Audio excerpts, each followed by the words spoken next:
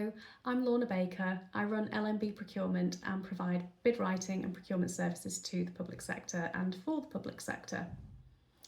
So I have over 20 years experience working in public sector procurement, and one of the things that I've found is that when people are bidding for contracts, they feel that their contract has just disappeared into a bit of a black hole.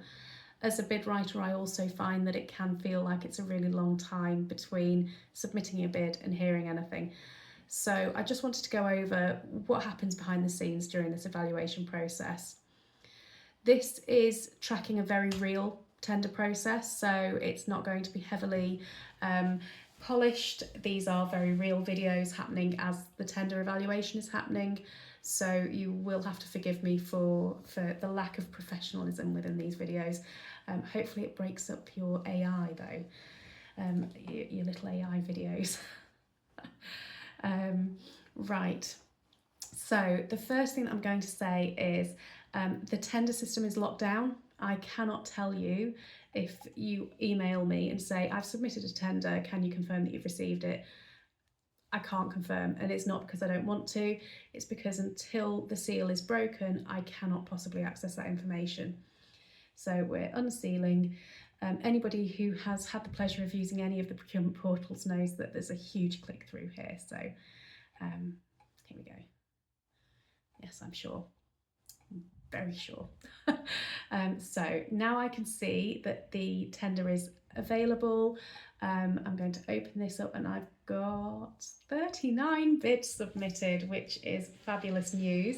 I specifically wanted to encourage bidders to apply for this because we've got specific areas of the geography where we've struggled to find contractors across the full range.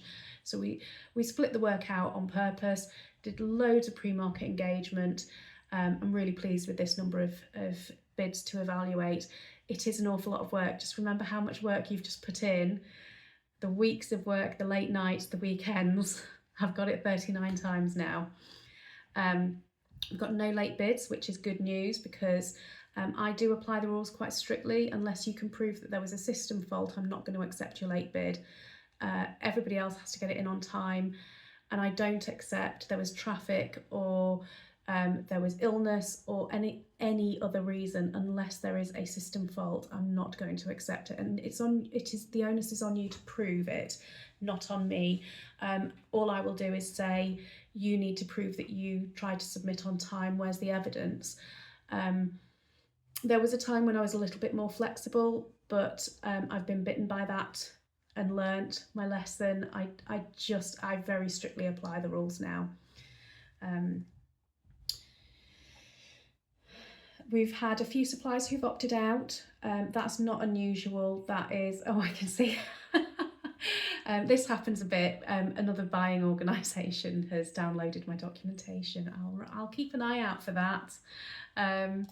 There's also organisations that I know, one in particular, they're looking at building a library of question responses. So I thought that they might download some information, but mostly these opt-outs are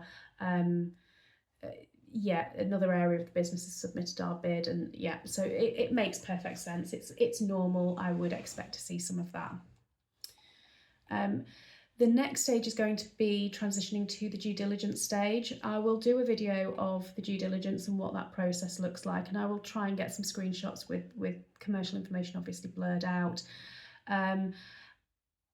After that, there'll be quality evaluation, price evaluation, harmonisation and moderation procedure. I'll talk about clarifications as we come up through those processes as well. And finally, I will then go through the feedback procedure and then obviously the contract award procedure. If you are looking for some support with bid writing, then please do feel free to get in touch with me. I'm more than happy to work with organisations who have previously not submitted bids. I can talk you through the process. I can help you find bids that might be suitable for you. And I hope you've enjoyed this video. I hope that you found it helpful and informative, and I hope that LinkedIn manages to at least send it out to someone so that I feel like I've had at least one of you on it. So thank you.